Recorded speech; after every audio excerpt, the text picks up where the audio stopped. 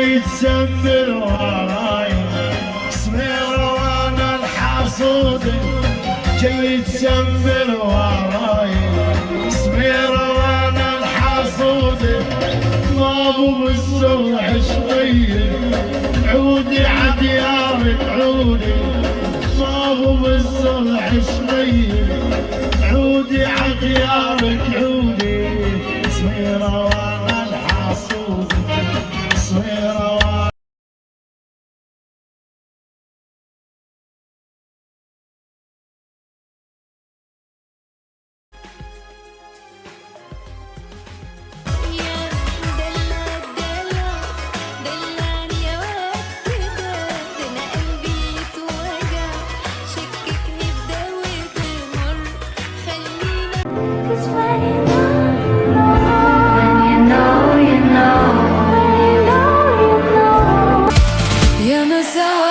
فيا اللي سنيني يهب الهوى وانت تلاقيني وتقلي مش راح تنساني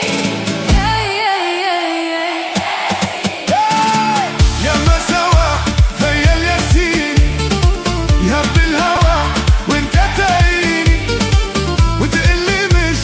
يعني بصراحة مو عارفة شو بدي احكي على هيك جمال وهيك لون وهيك شعر بيسطل. قد ما احكي لكم بسطل يعني انا اغرمت والله. شوفوا زي كأنه شعر رابنزل فعليا بسطل بموت مت عليه.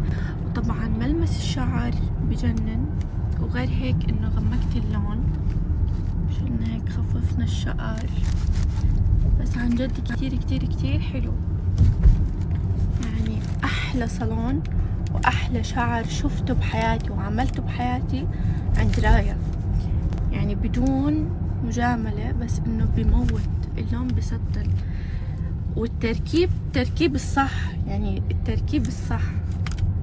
تعرفوا شو لما احكي لكم التركيب صح. وغير هيك نظافة الاظافر عملتهم عندهم برضو يعني انا فتت جربت اكتر من سيرفيس عشان اشوف يعني اقيم. اول مرة بدخل الصالون فلازم اقيم. وانا شفت الشعر على باربي لما شفت الشعر عند باربي بشوف باربي اول مرة بتركب شعر صح يعني شعر جد بسطل.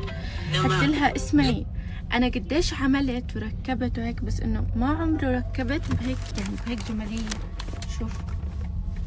شوفوا الخمالة يعني مش من الصالونات اللي بتفوتوا عليهم بعطوكم شعر يحكوا لكم 4 طقم ما تقدروا يعني يا دوب طقم بيجوا.